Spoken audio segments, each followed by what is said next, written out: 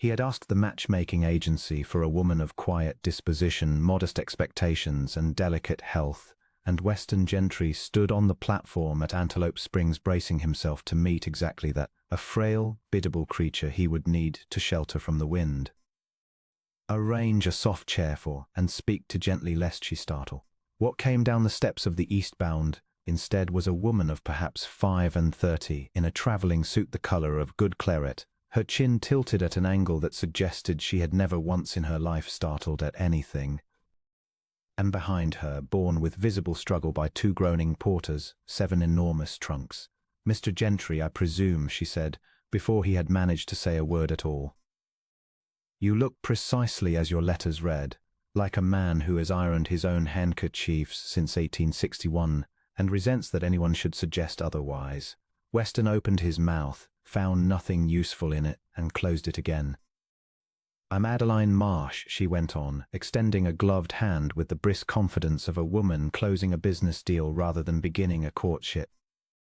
"Widow, 35, in excellent health despite what the agency may have implied to spare your nerves, and I do apologize in advance for the trunks. I promise you 4 of them are entirely reasonable." "The agency told me you were delicate," Weston managed at last, staring past her at the mountain of luggage now accumulating on the platform like a small, well-traveled fortress.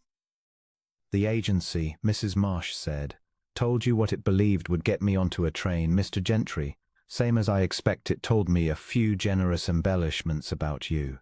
I understand delicacy was never among my actual qualities, but I've been informed it photographs well in advertisements." She looked him over, frank and assessing, in a way no woman had looked at him in the 11 years since his first wife died, and something in her expression suggested she rather liked what the appraisal turned up, chapped hands and all.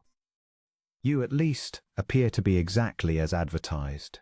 Large, weathered, and entirely too serious. We shall get along." It was, Weston reflected, watching her direct the porters with the crisp authority of a general moving artillery, the single most disorderly 10 minutes of his adult life. And he had absolutely no idea, standing there in the dust with his careful plans for a quiet, uncomplicated marriage crumbling around his boots, whether he was appalled or something considerably more dangerous than appalled. He had built that plan carefully, in the 11 years since Clara died, brick by deliberate brick, the way a man builds anything he cannot bear to see fall a second time. Clara had been bright and restless and endlessly in motion. The sort of woman who rode out in weather sensible people stayed home from, who laughed too loud at her own jokes and loved too hard and burned in the end too fast. Thrown from a green horse, she'd insisted on breaking herself, dead within the hour. And Weston had spent the decade since telling himself that a quieter woman, a careful woman, a woman who did not ask life for more than it was inclined to give her safely, would never leave a man standing alone in a ranch yard wondering what he might have done differently. He had asked the agency for delicate and biddable because he had told himself, over and over through 11 silent winters, that he could not survive loving something vivid and headstrong twice, watching Adeline Marsh direct porters like a general. He understood with a lurch of something between terror and recognition that he had just been handed vivid and headstrong regardless, wrapped in a claret traveling suit and 7 trunks, as though the universe had simply declined to take his order. It was, Weston reflected, watching her direct the porters with the crisp authority of a general moving artillery, the single most disorderly 10 minutes of his adult life, and he had absolutely no idea, standing there in the dust with his careful plans for a quiet, uncomplicated marriage crumbling around his boots, whether he was appalled or something considerably more dangerous than appalled.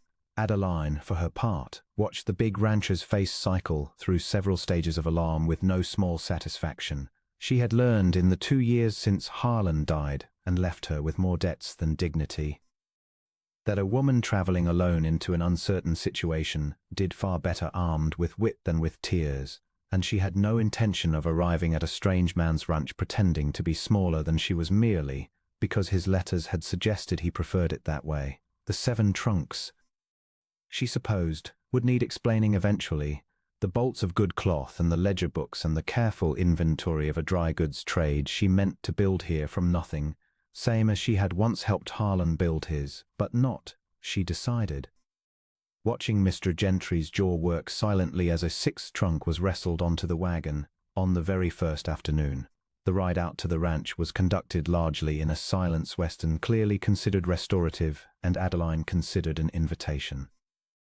"You needn't worry, I intend to fill your parlor with dress goods," she said when the quiet had stretched past the point of comfort.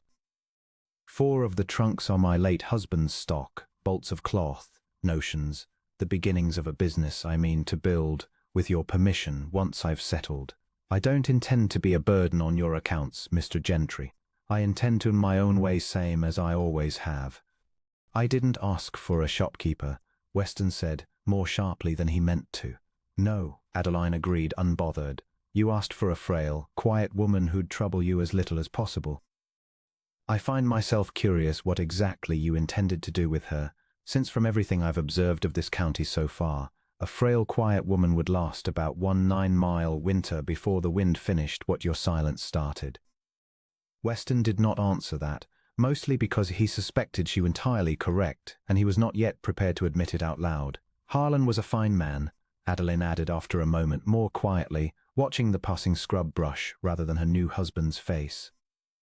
"Generous and gentle and utterly useless with a column of figures.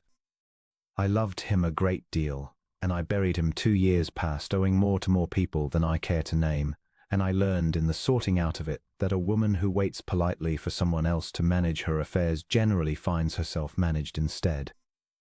So I keep my own books now, Mr. Gentry, and I mean to go on keeping them, marriage or no marriage.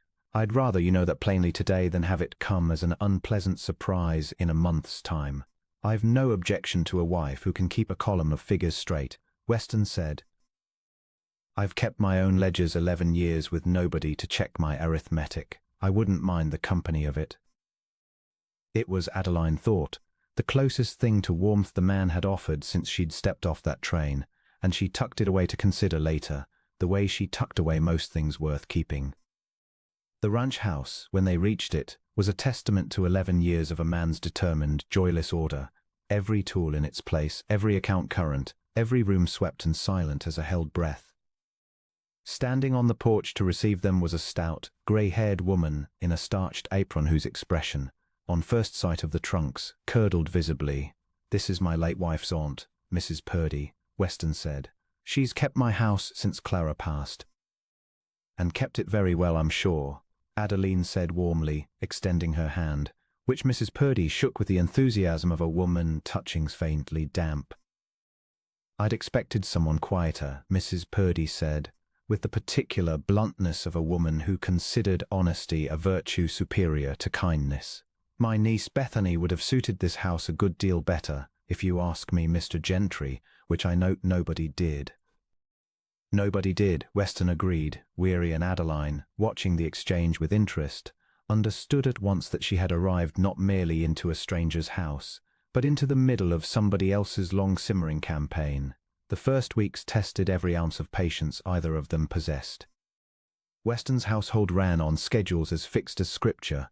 Supper at 6, lamps out by 9, the ledger balanced every Sunday evening without fail, and Adeline, who had spent 2 years learning to survive by her wits rather than her habits, found his rigidity by turns maddening and, though she would not admit it easily, rather touchingly sad, the order of a man who had built himself a fortress out of routine because routine did not have the power to die on him the way people did. She disrupted it anyway, cheerfully and without apology. She rearranged the kitchen shelves to suit her own reach rather than his. She opened the parlor's shuttered front windows, closed since Clara's death, and let afternoon light flood a room that had sat in careful gloom for over a decade. She set up a corner of the barn as a proper little shop, laying out Harlan's bolts of good cloth with a shopkeeper's practiced eye, and within a fortnight had sold enough calico and thread to the ranch hands' wives to put real coin in a cigar box she kept, with considerable satisfaction, on her own dresser rather than his. "You've turned my barn into a mercantile," Weston said, standing in the doorway one evening, watching her tally the day's small profits by lamplight. "I've turned an empty corner of your barn into a mercantile," Adeline corrected, not looking up. "There's a difference, and I notice you haven't asked me to stop." "I haven't," Weston admitted and found, studying the crown of her bent head in the lamplight, the neat quick movement of her hands over the ledger, that he had absolutely no intention of asking her to. Word of the little barn shop spread through the county faster than Weston would have credited, and within a month Adeline had a standing trade with half the ranch wives inside 20 miles. Women who came for a length of calico and stayed an hour for conversation they hadn't known they were starved for, since a house as quiet as Weston's had offered none of it in over a decade. She kept a pot of coffee going on a small stove she'd talked one of the hands into rigging for her. And Saturday afternoons found the barn corner filled with women trading news and notions both. Mrs. Kettleman from the Cross Timbers spread laughing so hard one week over some story of Adeline's that she had to sit down on an overturned bucket to recover, and old widow Ansell, who had not set foot off her own porch in 2 years by all accounts, walking the full mile over just to see for herself whether the talk in town was true.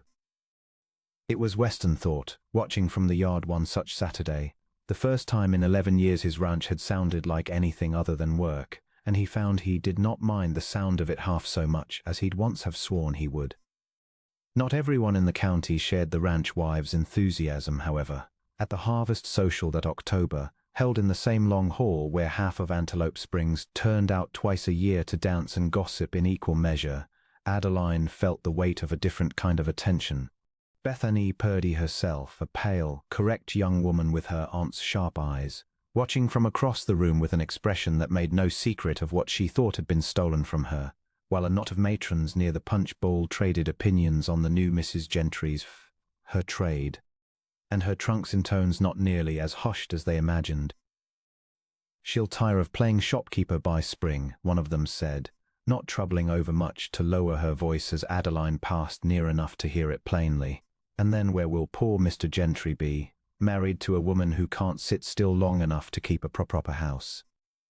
Adeline did not slow her step nor let her smile falter, though the words landed exactly where they were aimed. She had heard some version of that judgment her whole life, from the day she'd first taken up Harlan's ledgers rather than leave the arithmetic to a husband who preferred poetry to profit. And she had learned long since that the surest answer to it was never an argument, but simply continuing to be precisely who she already was, loudly and without apology, until the doubt wore itself out from lack of fuel. Still, she was glad when Weston appeared at elbow moments later, having heard enough of the exchange himself to set his jaw the particular way it set before he said something he rarely bothered saying twice. "My wife," he said, to no one in particular and everyone in the room at once, "keeps the finest books in this county and turned an unused corner of my barn into the most profitable venture I've run in 5 years. I'd count myself lucky if half you sitting still long enough to keep a proper house could say the same for your own accounts." He offered Adeline his arm and led her out to dance before the stunned silence had fully settled, and Adeline, held steady against him under the lantern light, found she had never in her life felt less like a woman who needed defending and more like one who was glad, all the same, to have been. It was not, however, all wit and warmth. Mrs. Purdy's disapproval sharpened rather than softened as the weeks wore on. Fed by a steady diet of town gossip, she was only too glad to deliver at supper that the new Mrs. Gentry had been seen laughing too loud at the mercantile, that a widow with 7 trunks and a merchant's head for figures was hardly the sort of modest helpmeet a serious rancher required, that Bethany, by contrast, would never have embarrassed Weston in front of the county's cattle buyers, who were expected within the month to inspect the herd before the season's largest sale. That sale, Weston explained one night, tight with a worry he rarely let show, was not a small matter. 2 lean years had left him needing this one to go well beyond well, needing the buyers to see an outfit as orderly and dependable as his reputation had always promised, because a single bad impression could see them take their business to the cane spread instead.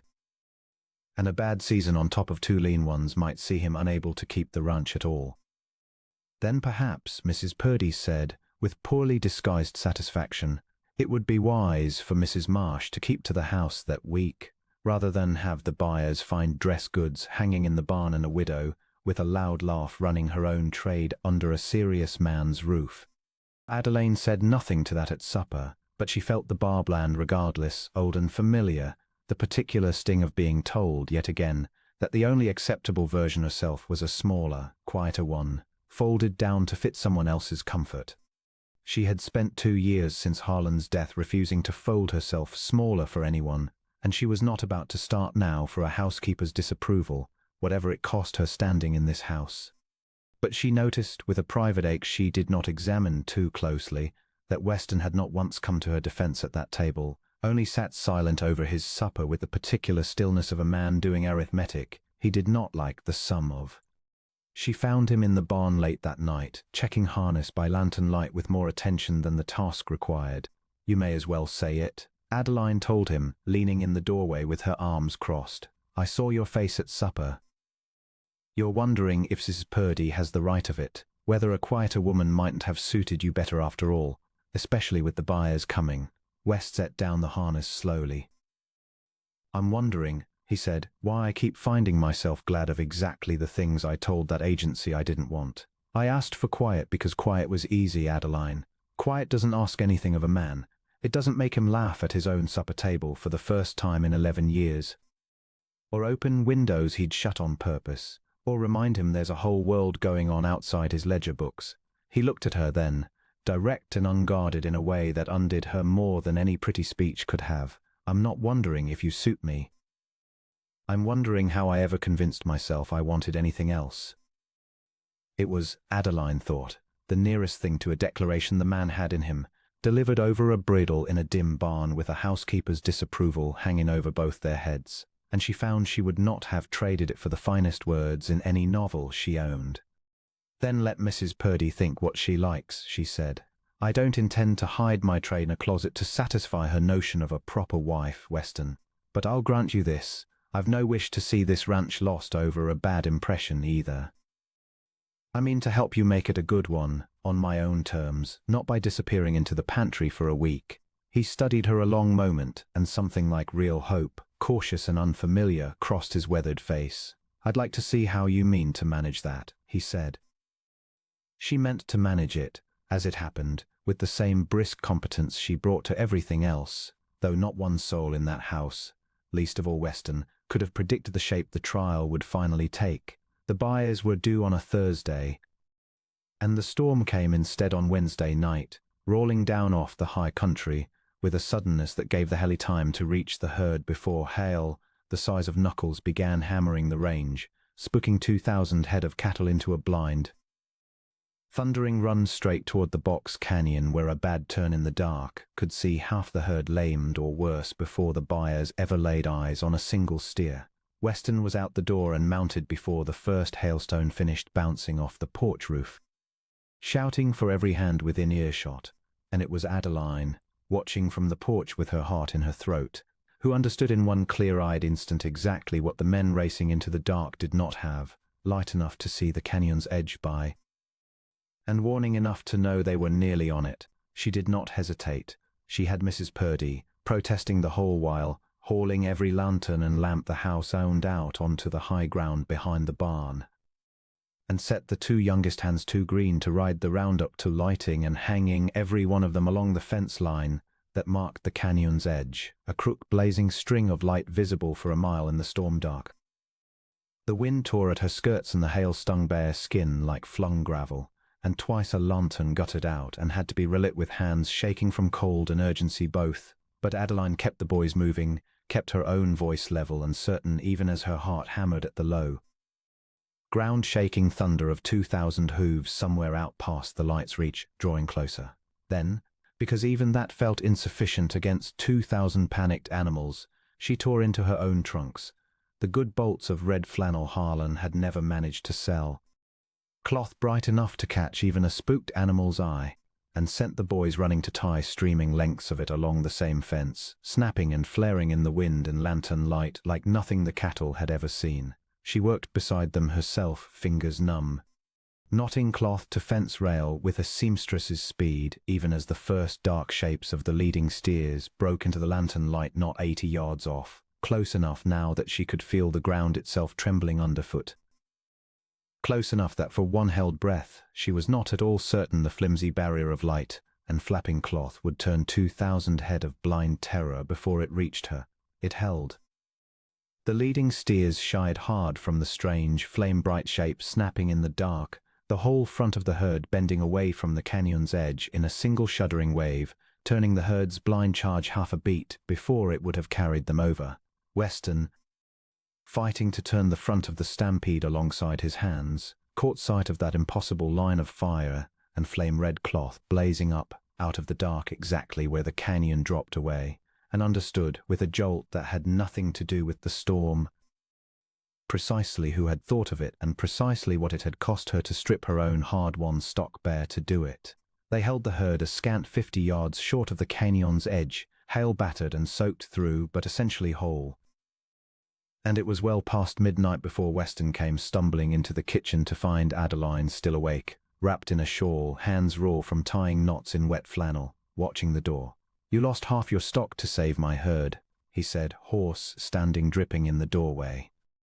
"I lost a great deal less than you'd have lost if that canyon had claimed 2,000 head the night before your buyers arrived," Adeline said, and then, because she was tired and past pretending, added more quietly, "And I'd have lost every bolt in those trunks twice over rather than watch you ride into that dark, not knowing where the edge was."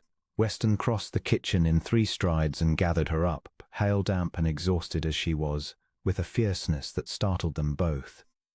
"I asked that agency for a woman who wouldn't ask anything of me," he said against her hair, "and instead I got a woman who'd burn her own livelihood to light my way home. Adeline, I don't want quiet. I never wanted quiet. I want you, exactly as loud and exactly as stubborn as you came off that train, for as long as you'll have me." "That," Adeline said, muffled against his shirt, laughing and crying both at once, "is the single most sensible thing you've said since I met you, Weston Gentry, and I'll thank you to remember it the next time Mrs. Purdy tells you Bethany would have suited better." Buyers came Thursday as planned and found, instead of the storm's wreckage they might reasonably have expected, a herd gathered whole and calm under a clear morning sky, and a rancher who told the tale of the night so plainly and so proudly, crediting his wife's quick thinking in front of every man present, that Mrs. Purdy, standing at the edge of the yard, found she had nothing left to say on the subject of suitability at all. The sale went better than any in 5 years, and the cigar box on Adeline's dresser filled steadily through that autumn with a shopkeeper's honest profits, and the parlor windows Clara had once shuttered stayed open through every season after, letting in more light than that house had seen in a decade. They were married properly before the first snow, in a ceremony Adeline insisted be small and Weston insisted be exactly as loud as she wanted it, which turned out, in the end, to be not very loud at all, only the ranch hands and their wives. Widow Ansell and half the county's Saturday customers crowded into the same long hall that had once hosted a harvest social full of whispered doubt, and Mrs. Purdy grudgingly present with a wedding gift of good linen and, folded inside it, a note admitting she supposed Bethany would never have thought of the flannel. Even Bethany came in the end, standing at the edge of the gathering with an expression that had softened, over the intervening weeks, from resentment into something nearer to reluctant respect. And Adeline made a point of dancing with her once, deliberately, until the girl's careful reserve cracked into a real, surprised laugh. Weston stood up before the whole gathered county that evening, glass raised, and said plainly that he had gone to that train platform bracing for a woman who would ask nothing of him, and had been given instead a woman who had asked everything of him, his order, his silence, his shuttered windows and his careful, guarded heart, and had proven, every single time, that he was better for having given it. Adeline kept his words that night the same careful way she kept everything that mattered, tucked away in memory beside the scraps of scorched red cloth from the fence line, folded now into the smallest of her 7 trunks alongside Mrs. Purdy's grudging note. A reminder that the best things a person carried into a new life were rarely the ones anybody else expected them to bring. And Weston, watching his wife hold court that evening among neighbors who now vied for her wit rather than doubted it, her laugh carrying clear across a hall that had once been so quiet, he could hear his own boots on the boards, understood at last that he had not been sent a mismatch at all. He had been sent exactly the woman his quiet, careful life had been waiting for, without ever having the sense to ask for by name.